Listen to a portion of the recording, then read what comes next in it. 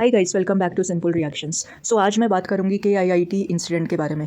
KIIT के official social media handle पे बादशाह के कॉन्सर्ट के बहुत सारे फोटोज़ पोस्ट होते हैं। बादशाह का कॉन्सर्ट वहाँ पे 17 फेब को कंडक्ट किया जाता है, लेकिन उससे पहले 16 फेब को प्रकृति नाम की एक नेपाली लड़की, जो कि वहाँ 3rd year BTech computer engineering की स्टूडेंट थी, वो उसकी उम्र सिर्फ 20 साल की थी, उसने वहाँ पर सुसाइड कर लिया था। रीज़न ये था कि प्रकृति का जो एक्स बॉयफ्रेंड था अद्वित श्रीवास्तव, वो उसको बहुत ज़्यादा हैरेस करता था, उसको धमकियाँ देता था कि अगर तुम मुझे सेक्सुअल फेवर्स नहीं दोगी तो मैं तुम्हारी जो न्यूड फोटो है और जो सेक्स टेप है वो मैं वायरल कर दूंगा। जिस वजह से प्रकृति बहुत ज़्यादा परेशान रहती थी और 1 महीने पहले उसने कॉलेज के इंटरनेशनल रिलेशन ऑफिस में भी ये सारा इंसिडेंट नोट करवाया था। वहाँ पे बताया था कि कैसे उनका एक्स बॉयफ्रेंड उनको परेशान कर रहा है। एक्स बॉयफ्रेंड भी उसी कॉलेज का स्टूडेंट था, लेकिन कॉलेज वालों ने कोई भी एक्शन लिया नहीं उसके ऊपर। मल्टीपल टाइम्स उसको हैरेस किया गया, जिसके चलते वो परेशान हो गई और उसने इतना एक्सट्रीम स्टेप ले लिया। जब वो अपने हॉस्टल के कमरे में लटकी हुई थी तब ऑलरेडी उसकी बॉडी में जान थी। अगर उसको इमीडिएटली हॉस्पिटल में पहुँचा दिया होता तो शायद वो जिंदा होती, लेकिन हॉस्टल के वार्डन ने ये सब करना ज़रूरी नहीं समझा, क्योंकि क्या है ना, हॉस्पिटल ले जाते तो मामला पुलिस में जाता और कॉलेज का नाम बदनाम होता। ये सारी चीज़ों से बचने के लिए इन लोगों ने कुछ भी एक्शन लिया नहीं। बहुत सारे फुटेजेस हमारे सामने आ रहे हैं कि कैसे लड़कियां प्रकृति के रूम में जाने के लिए फोर्सफुली एंटर करने का ट्राई कर रही है, लेकिन हॉस्टल के वार्डन और जितने भी अथॉरिटीज़ हैं उनको रोक रहे हैं ये सब करने के लिए।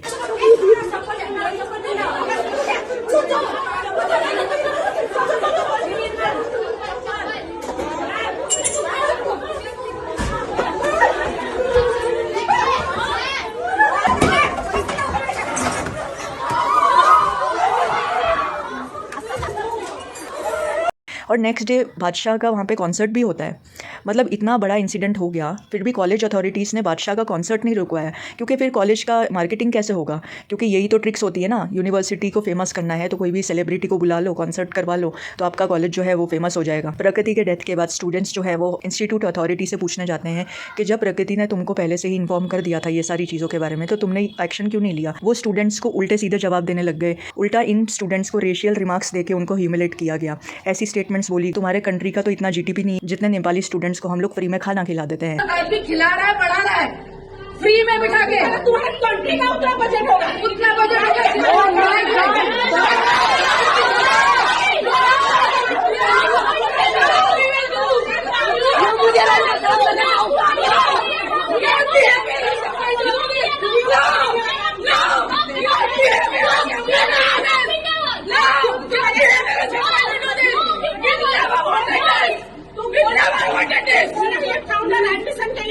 एडमिशन के लिए फाउंडर जब 40,000 बच्चों को फ्री में पढ़ा रहे हैं, वो तुम्हें दिखाई नहीं दे। You should be proud of your university, you should be proud of your founder, you should be proud of your ranking है मेरे इंस्टीट्यूट का। तुम प्राउड फील कर रहे हो इंस्टीट्यूट का एस्टैब्लिशमेंट में। तुम लोग बच्चे हो, अगर इतना भी समझा रहे कल से, इतना भी सारी रात समझा है, बच्चे गलती की है, लेकिन माम लोग रात भर उनके था।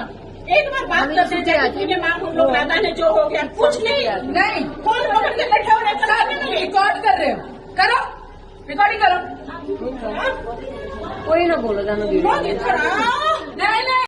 स्टूडेंट्स ये सारी चीज़ें अगर फ़ोन में रिकॉर्ड नहीं करते और कहीं पे सोशल मीडिया पे डालते नहीं, तो शायद ये मामला इतना ज़्यादा इंटेंस है, हम लोगों को समझ में भी नहीं आता, पता भी नहीं चलता। एक तरफ इंस्टीट्यूट ने तो वो लड़के के खिलाफ कोई एक्शन लिया नहीं, दूसरी तरफ प्रोटेस्ट को कंट्रोल करने के लिए कॉलेज के अथॉरिटीज़ वाले क्या करते हैं, वो जितने भी नेपाली स्टूडेंट्स हैं उनको घर भेजने के लिए नोटिस भेज देते हैं। उनको बोलते हैं कि इमीडिएटली तुम अपने घर निकलो, यूनिवर्सिटी खाली कर दो, और उनको ज़बरदस्ती बसेस में भर के, ट्रेन में भर के उनको भेजा जाता है। बसेस में कुछ स्टूडेंट्स को भर के भेजा जाता है, एक अनजान जगह पर छोड़ दिया जाता है। और जब ये मामला पूरा वायरल होता है तब सडनली पुलिस जो है वो एक्शन में आती है। अद्वित श्रीवास्तव जब ये ओडिशा छोड़ने वाला होता है तब उसको पकड़ लेती है, वहाँ से अरेस्ट कर लेती है।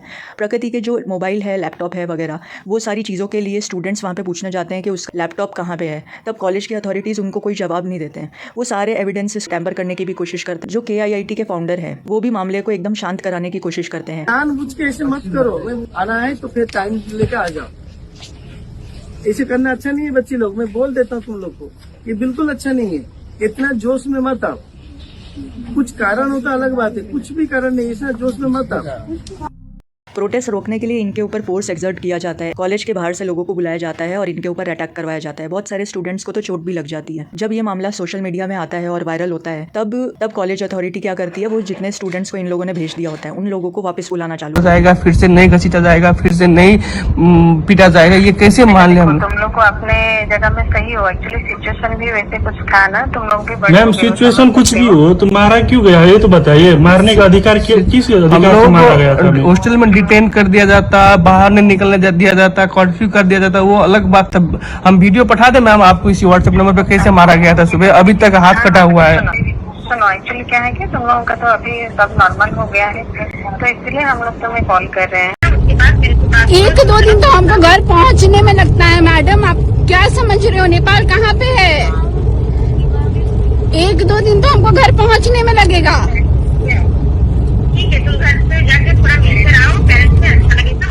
कॉलेज अथॉरिटीज़ ने अद्वैत को कॉलेज से भागने में भी मदद की थी, ये भी बात सामने आ रही है। तो ये सारी चीज़ों से हम क्या कह सकते हैं कि कॉलेज जो है उनके लिए किसी भी स्टूडेंट की लाइफ इतनी ज़्यादा सस्ती है कि वो अपना रेपुटेशन बचाने के लिए वो कुछ भी कर सकते हैं। मतलब अगर उनको रेपुटेशन बचानी है तो वो जो स्टूडेंट प्रोटेस्ट कर रहे हैं उनके ऊपर अटैक भी कर सकते हैं, उनका मुँह बंद करवाने के लिए उनको कॉलेज से बाहर भी निकाल सकते हैं, उनको ह्यूमिलेट भी कर सकते हैं। जब ये सारी चीज़ें वायरल हो जाती है तब KIIT के सोशल मीडिया हैंडल पे वो दोनों जो टीचर्स हैं उनका अपॉलॉजी वीडियो आ जाता है सामने। Apologize for my recent remarks regarding Nepal while handling a student protest that escalated beyond control.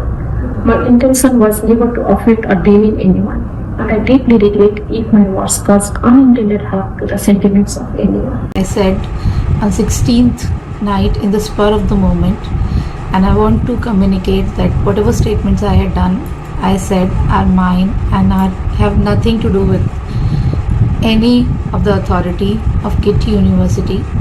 And if any of my statements has hurted the sentiment of my Nepali students or people of Nepal, I apologize for it sincerely.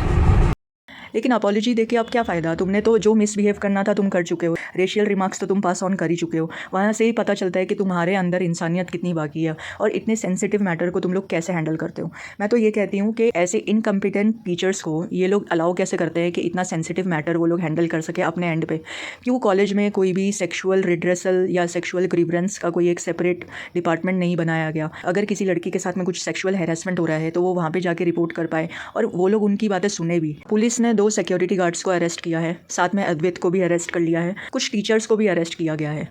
लेकिन मैं सिर्फ इतनी चीज़ कहना चाहती हूँ कि India में ना बहुत सारी चीज़ें कभी भी चेंज हो ही नहीं सकती। यहाँ पे कुछ बड़ी चीज़ होने का वेट किया जाता है कि कब बड़ी चीज़ हो, कब लोग आवाज़ उठाए, कब चेंजेस आए। उससे पहले कभी भी चेंजेस आते ही नहीं हैं। कोलकाता रेप केस के बारे में तो हर कोई जानता है। जब RJ कर हॉस्पिटल में रेप हुआ था तब उस चीज़ को भी दबाने की कोशिश की गई थी कि हॉस्पिटल का रेपुटेशन बचा रहे और उनके उस रेप केस के पीछे कुछ पॉलिटिकल इन्फ्लुएंस के लोग थे, उनको बचाने के लिए ये सब किया गया था। लेकिन उस मैटर में भी कुछ नहीं हुआ। अतुल सुभाष के मैटर में भी कुछ नहीं हुआ, जबकि वो इतने सारे प्रूफ्स छोड़ के गया था अपने सिस्टम में, तब भी कुछ नहीं हुआ। तो ये कंट्री में कुछ हो ही नहीं सकता।